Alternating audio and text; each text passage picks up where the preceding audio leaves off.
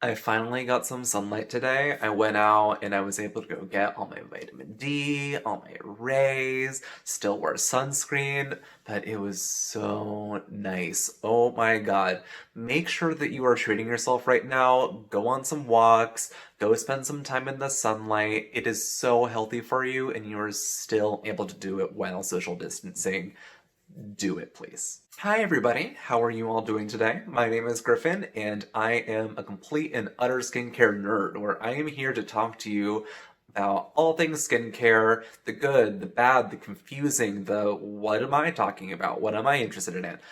Everything. And today I wanted to do a quick little video where I would give my first impressions on a very popular item right now. Of course, that is the Ordinary's 30% AHA, 2% BHA peeling solution.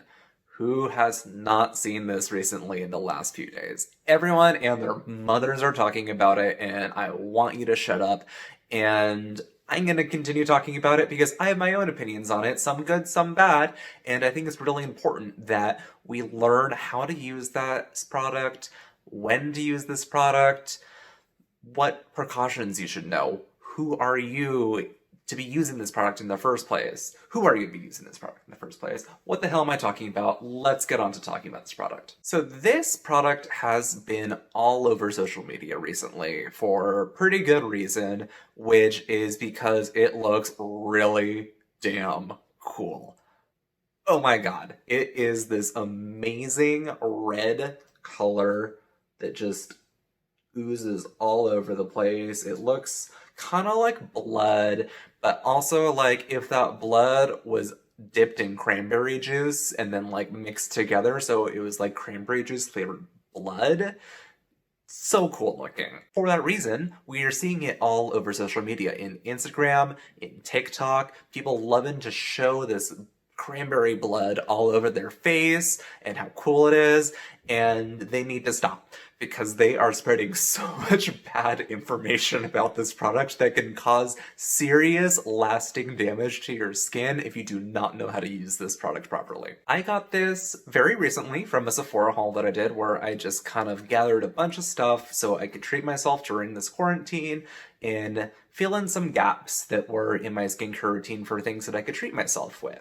This is a masking step product, which means you are not leaving it on your skin for a long amount of time, and you're doing it right after cleansing so then you can take it off and then do the rest of your skincare routine. The function of this product is in the name. It is a peeling solution. It uses a very, very high concentration of exfoliating acids to get rid of dead skin cells on your face and ideally brighten your skin, remove texture, clear pores, etc., etc., etc. It mainly does this through the AHAs, in which there is 30%, which is a very high concentration. Imagine a little under a third of this bottle being pure exfoliating acids, and that is mostly in glycolic acid, which is the deepest penetrating AHA or alpha hydroxy acid into your skin, which will be able to do the most amount of work. But you also see lactic acid and citric acid as other forms of AHAs to get more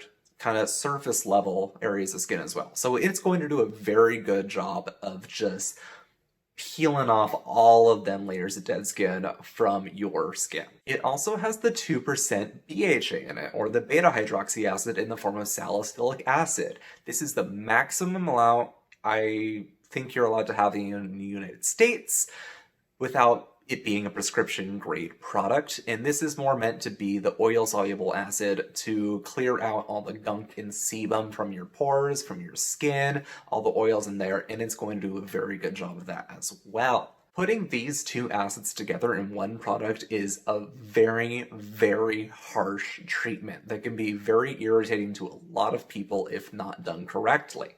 The way you want to put this onto your skin is you oil cleanse your skin first, you water cleanse to get it off, you get your face dry completely, and then you want to put this product on for no more than 10 minutes. I'd say stick with 5 to 10, probably around 7 to 8 minutes, I would say, before you wash it fully off of your face and then go on with the rest of your skincare routine. To give you a sense on how strong this is, I did one of those fancy pH strip things, and it ripped off the testing pads from it without me waiting whatsoever. It just ripped off all that stuff.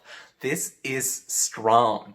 And I see so many people on Twitter, on TikTok, on Instagram putting this thing on every day as part of the routine, which you should absolutely not do. This is a weekly thing. Do not think about using this more often. It will peel off too much of your skin and cause damage and probably make your skin look worse. As for my personal opinion on it, I like this product. I think it is a very effective masking step for a lot of people who don't want to use a more traditional clay mask, but still want to see some of those kind of skin clearing properties that you're going to see from this type of product.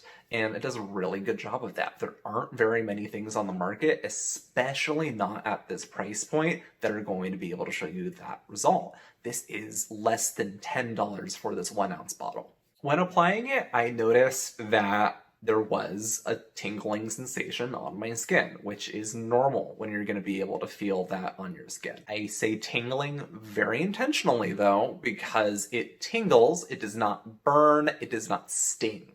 If you have any burning or stinging, take off this mask immediately. There's a pretty good chance that means you have some type of open wound on your skin that should not be touching that acid whatsoever. Get that bitch off. Also, one of the little gripes I have is the application method of it. You're gonna see a lot of people take the dropper and just drop it right onto their skin and touch all of that. Don't do that either. You want to make sure you take the serum, you put it into your hand, and then you spread it onto your skin that way. I am not a huge fan of the application method of it. I think there could be a more elegant process to it, and it doesn't have the best spreadability out of everything I've ever done, but it could be a lot worse. It does come in a dropper bottle. I'd prefer it to be in a pump of some sort so that I'm not constantly exposing it, and there's a chance that I can just spill the stuff all over the place, which can get corrosive pretty quickly, and could be maybe a little bit more elegant in that way as well. I didn't notice any immediate results, which is pretty normal for most skincare, but it is going to probably get a little bit worse before it gets better, because your skin is going to have to just cycle through making sure everything regenerates, putting everything where it needs to be, peeling everything off. This is a peel. It's not going to show in a big peely thing where you can just rip off your skin. That wouldn't be healthy whatsoever. It's more on a microscopic level where it's just going to be releasing these layers off of your skin as time goes by.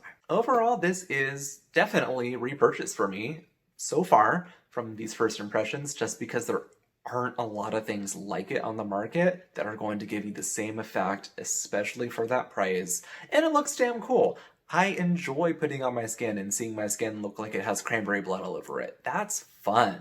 And I want to continue doing it. Just make sure that you're being safe and responsible with this product, because it does have the potential to cause some actual damage to you. And that's it for me today. I want to keep this one short and sweet, just talk about one product, maybe help some people out there who don't know what it is, how to use it, what to just kind of mix with it. This is going to be your exfoliator. You don't need to do any other exfoliators for the day. You don't need to use any other actives for the day. This is what you want to do, and then you want to make sure you nourish your skin very well with good moisturizers and hydrators and occlusives. And that's it. Thank you so much all for watching. I hope this was helpful to some of you about deciding whether or not you wanted to try out a high acidity peel.